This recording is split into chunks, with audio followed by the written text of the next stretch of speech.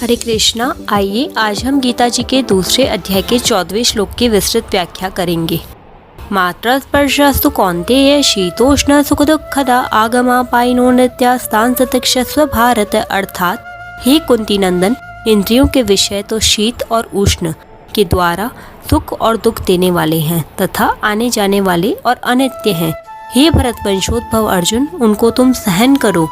व्याख्या है मात्रा स्पर्शास्तु।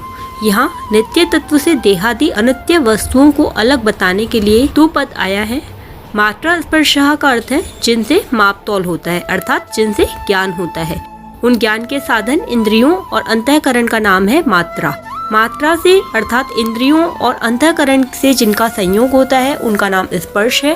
अतः इंद्रियों और अंतःकरण से जिनका ज्ञान होता है ऐसे सृष्टि के मात्र पदार्थ मात्रा स्पर्शा है। यहाँ मात्रा स्पर्शा पद से केवल पदार्थ ही क्यों लिए जाए, पदार्थों का संबंध क्यों न लिया जाए? अगर हम यहाँ मात्रा स्पर्शा पद से केवल पदार्थों का संबंध ही ले तो उस संबंध को आगमापायिनः अर्थात आने जाने वाला नहीं कह सकते, क्योंकि संबंध की स्वीकृति केवल अंतःकरण में न होकर स्वयं अहम में होती है।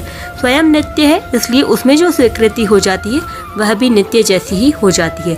स्वयं जब तक उस स्वीकृति को नहीं छोड़ता तब तक वह स्वीकृति जो की त्यों रहती है। अर्थात पदार्थों का वियोग होने पर भी, पदार्थों के न रहने पर भी उन पदार्थों का संबंध बना रहता है। जैसे कोई स्त्री विधवा हो गई या उसका पति से सदा के लिए वियोग हो गया, पर 50 वर्ष के बाद भी उसे कोई कहता है कि ये अमुक की स्त्री है तो उसके कान खड़े हो जाते। इससे सिद्ध हुआ कि संबंधी पति के न रहने पर भी उसके साथ माना हुआ संबंध सदा रहता है। इस दृष्टि से उस संबंध को आने जाने वाला कहना नहीं बनता।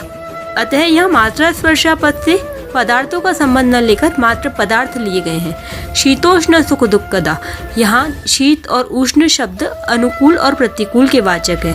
अगर इनका अर्थ सर्दी गर्मी से लेंगे तो केवल त्वगिंद्रिय त्वचा के विषय होंगे जो कि एक देशीय। अतः शीत का अर्थ अनुकूलता, उष्ण का अर्थ प्रतिकूलता होना लेना ही ठीक मालूम देता है।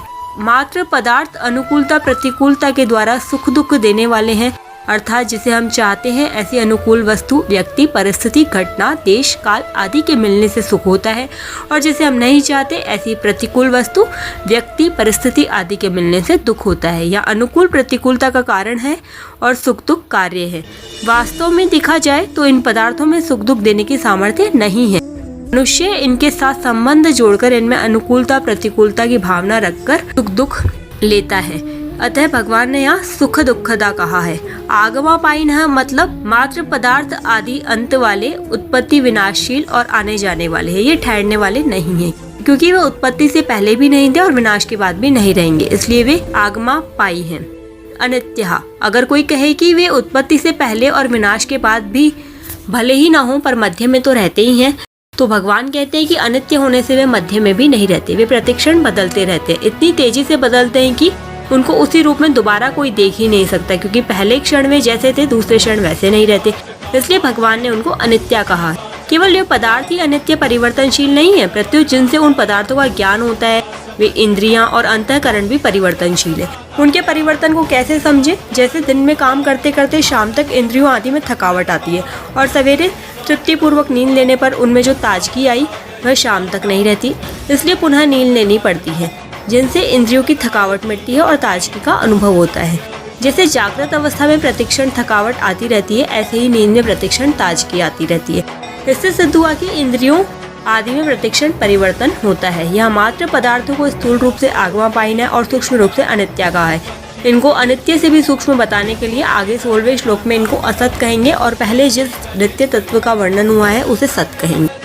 तांस तितिक्षस्व, मात्रा स्पर्श अर्थात इंद्रियों के विषय हैं, उनके सामने आने पर यह अनुकूल है और यह प्रतिकूल है ऐसा ज्ञान होना दोषी नहीं है। प्रत्युत उनको लेकर अंतःकरण में राग, द्वेष, हर्ष, शोक आदि विकार पैदा होना ही दोष है। अतः अनुकूलता प्रतिकूलता का ज्ञान होने पर भी राग, द्वेष आदि विकारों को पैदा न होने देना, अर्थात मात्रा स्पर्शों में निर्विकार रहना ही उनको सहना है। इस सहने को ही भगवान ने तितिक्षस्व कहा है।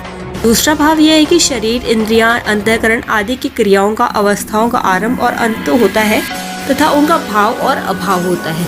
वे क्रियाएं, अवस्थाएं तुम्हारे में नहीं है, क्योंकि तुम उनको जानने वाले हो, उनसे अलग हो। तुम स्वयं जो के त्यों रहते हो, अतः उन क्रियाओं में, अवस्थाओं में तुम निर्विकार रहो। इनमें निर्विकार रहना ही तितिक्षा है। यहाँ परिशिष्ट भाव यह है कि जैसे शरीर कभी एक रूप नहीं रहता, प्रतिक्षण बदलता है, ऐसे ही इंद्रिया मन बुद्धि से जिनका ज्ञान है वे संपूर्ण सांसारिक पदार्थ मात्र प्रकृति और प्रकृति का कार्य भी कभी एक रूप नहीं रहते, उनका संयोग और वियोग होता ही रहता है। जिन पदार्थों को हम चाहते हैं उनके संयोग से सुख होता है और वियोग से दुख होता है। जिन पदार्थों को हम नहीं चाहते उनके वियोग से सुख होता है और संयोग से दुख होता है। पदार्थ भी आने जाने वाले तथा अनित्य है। ऐसे ही जिनसे पदार्थों का ज्ञान होता है वे इंद्रियां और अंतःकरण भी आने जाने वाले तथा अनित्य हैं और पदार्थों से होने वाला सुख दुख भी आने जाने वाला तथा अनित्य है, परंतु स्वयं सदा के लिए जो का त्यों निर्विकार तथा अनित्य है। अतः उन सबको सहन करना चाहिए, अर्थात उनके संयोग वियोग को लेकर सुखी दुखी नहीं होना चाहिए, प्रत्युत निर्विकार रहना चाहिए।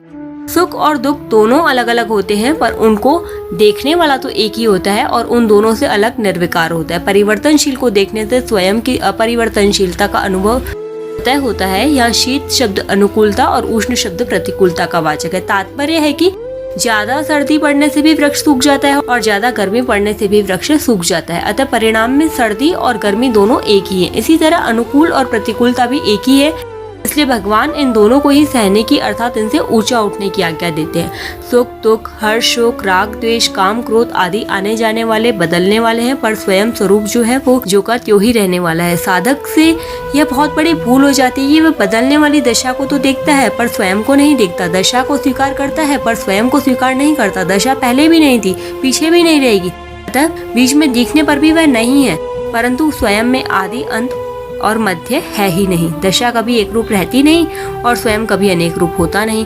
जो दिखता है वह भी दशा है, जो देखने वाली है बुद्धि वह भी दशा है, जानने में आने वाली भी दशा है और जानने वाली भी दशा है। स्वयं में न दिखने वाला है न देखने वाला है, न जानने में आने वाला है न जानने वाला है। ये देखने वाला आदि सब दशा के अंतर्गत है। दिखने वाला देखने वाला तो नहीं रहेंगे पर स्वयं रहेगा, क्योंकि दशा तो मिट जाएगी पर स्वयं रह जाएगा। तात्पर्य है कि दिखने वाले दृश्य के साथ संबंध होने से ही स्वयं देखने वाला दृष्टा कहलाता है। अगर दिखने वाले के साथ संबंध न रहे तो स्वयं रहेगा पर उसका नाम देखने वाला नहीं रहेगा। इसी तरह शरीर के साथ संबंध होने से ही स्वयं जिनमें सत्ता शरीरी कहलाता है। अगर शरीर के साथ संबंध न रहे तो स्वयं तो रहेगा पर उसका नाम शरीरी नहीं रहेगा। अतः भगवान ने केवल मनुष्य को समझाने के लिए ही शरीरी नाम कहा है। यहाँ इन श्लोकों में मात्रा स्पर्शों की तितिक्षा की बात कही है। अब ऐसी तितिक्षा से क्या होगा इसे भगवान आगे के श्लोक में कहेंगे, जिसकी व्याख्या हम कल करेंगे। हरे कृष्णा, राधे राधे।